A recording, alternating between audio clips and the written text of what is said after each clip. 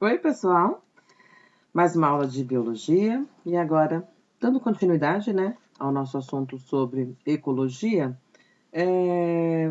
avaliar, né, a dinâmica do crescimento populacional. Então, uma aula sobre as populações, ok? Então, primeiro a gente vai ter que lembrar o que é uma população, né? Então, eu não coloquei aí, porque é um conteúdo que você tem que estar de fácil, né, memorização aí, né? De lembrar rapidinho. Então, o que é população? População é um conjunto de organismos da mesma espécie que vivem no mesmo local, certo? Então, se você tem um grupo de, sei lá, de mamíferos da mesma espécie que estão naquele habitat, né? É população. E aí, olha só, desde Darwin, tá bom? Ele já conseguiu fazer muitos estudos, muitas observações sobre isso. Então, olha só, no século XIX, o Darwin ele já tinha observado que todas as espécies produzem quantidades muito grandes de descendentes. Mas ele também observou, olha, que as populações de adultos tendem a se manter constantes. Então, ele teve uma contribuição também. Não sei se você lembra dessa questão com relação a Darwin. Ele teve acesso lá aos trabalhos de Malthus, né, que fazia estudos sobre as populações humanas, né? Então, aí o Darwin compreendeu a relação entre o número de indivíduos e os recursos limitados oferecidos pelo ambiente, pois não há alimento, espaço, nem outros recursos suficientes para manter populações crescendo sem parar. A gente vai ver mais para frente esse tópico de novo, né? Analisar ele com mais calma. Então, característica das populações. Lembra, população, conjunto de seres, né, da mesma espécie, ok? E aí tem um conceito importante que a gente precisa, né, ter sempre em mente e compreender, é a densidade populacional, tá? Ou densidade de população, também dá na mesma, né? E ela pode ser definida como o número de indivíduos, certo? Por unidade diária, certo? Se o ser vivo considerado aí for terrestre, essa unidade vai ser área, ok? Se ele for aquático, vai ser volume. E aí você tem essa fórmula simples, né? Que a densidade populacional é igual ao número de indivíduos por área, se ele for terrestre, ou por volume, se ele estiver num ambiente aquático, certo? Agora, o que afeta essa população, certo? Darwin já colocou lá no início, né, um pouco da sua conclusão, mas vamos explorar, né? A densidade de uma população, ela varia, né? E ela vai ser afetada por 4 taxas, certo? Você tem aí natalidade, né? Que natalidade é o número de indivíduos que crescem, que nascem, né? Que nascem por unidade de tempo. Você tem a imigração, que é o número de indivíduos que entram na população, vindos lá de outras áreas. Mortalidade, que é o número de indivíduos que morrem por uma determinada unidade de tempo, né?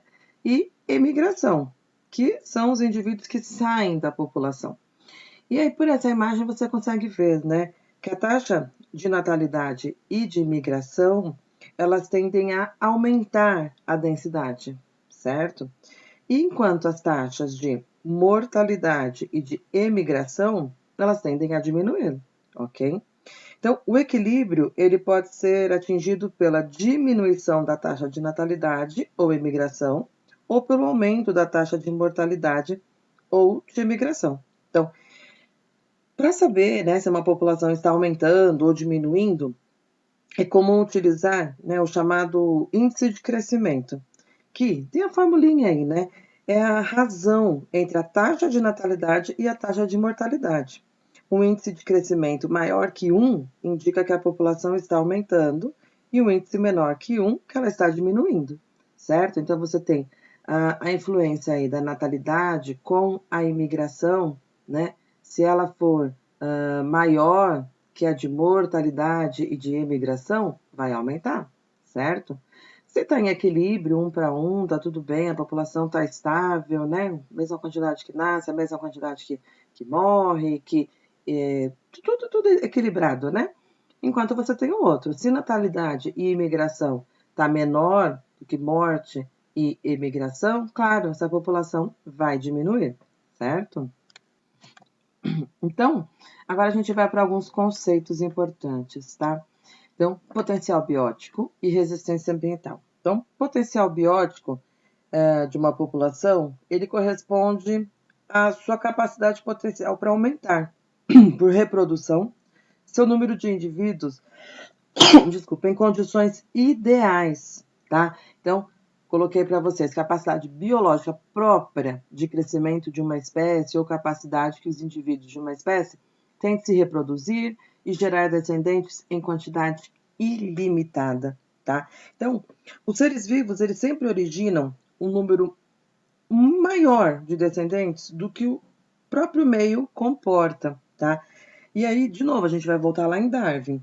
Darwin, ele, quando formulou sua teoria sobre a seleção natural, ele utilizou essa observação da natureza como um dos seus argumentos, né? Lembra? Ele publicou lá o livro A Origem das Espécies.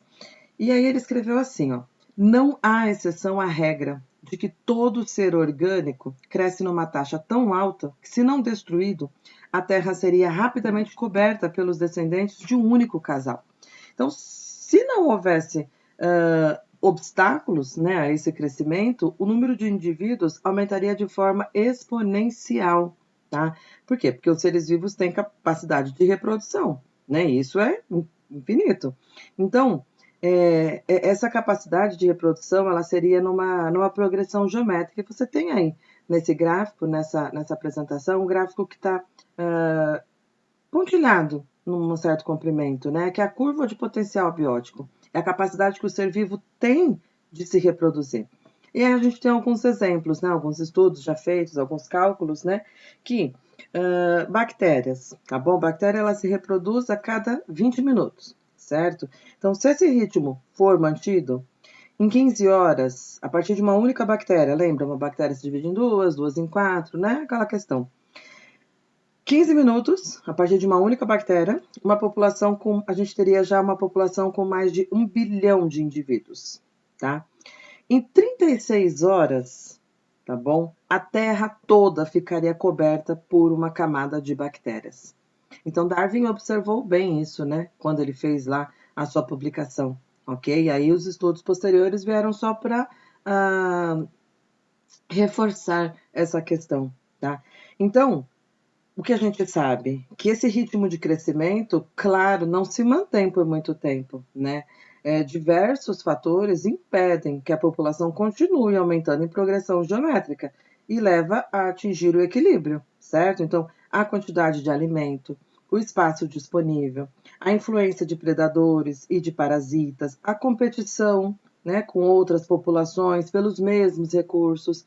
Então, o ambiente, ele tem fatores que eles se opõem, né, ao crescimento de uma população. E aí você já vai nesse segundo conceito, que é o conceito de resistência ambiental, certo? Então, resistência ambiental é o nome que a gente dá ao conjunto de fatores que se opõem a esse crescimento, ok?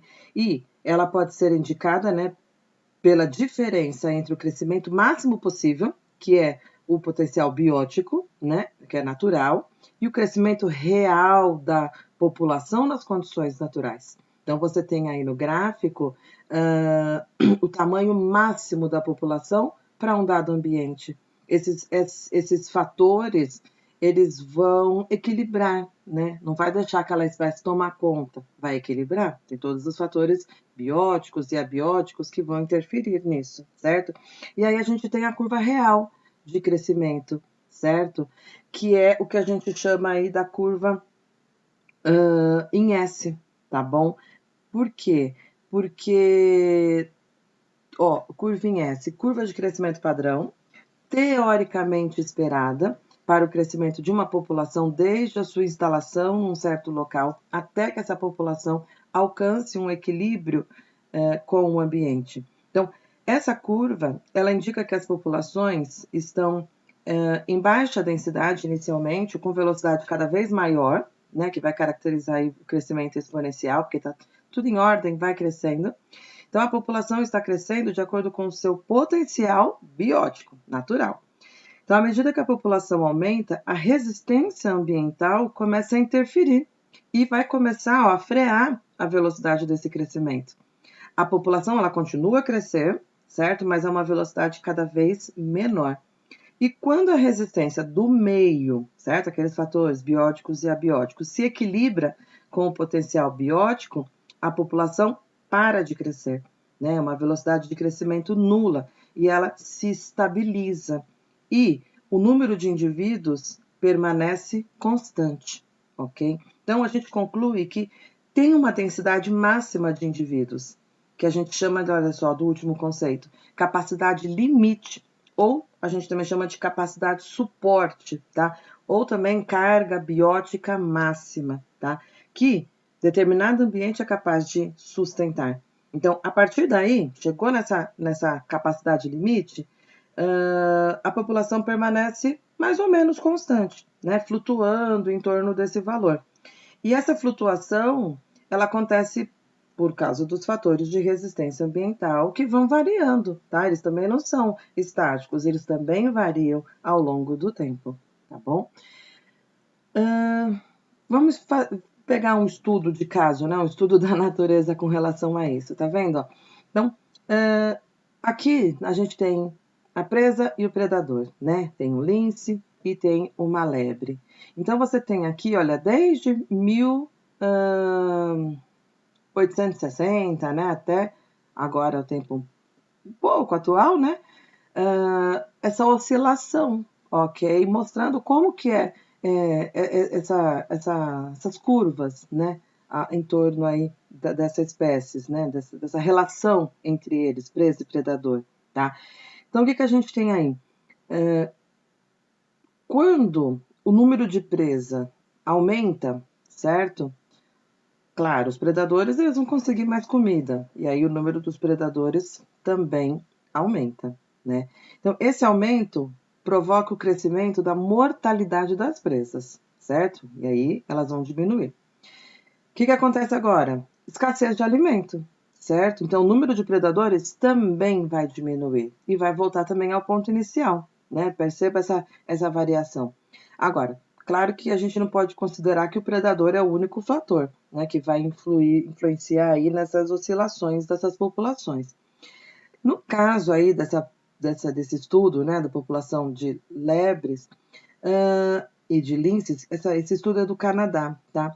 A queda no número de lebres, que é a presa, deve-se ao aumento do número de linces e a diminuição na quantidade e na qualidade das plantas que lhes servem de alimento, fazendo com que muitos indivíduos morram.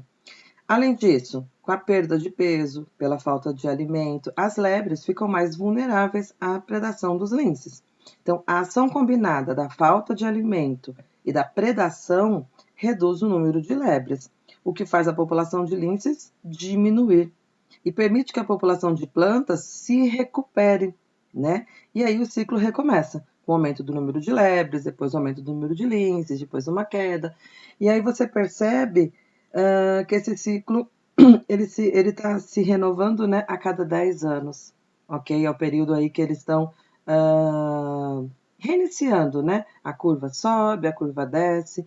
Por quê? Tem um outro conceito aí que a gente tem em ecologia, né, na análise desses gráficos, que é a curva em J, né? E aqui você tem essa curva em J.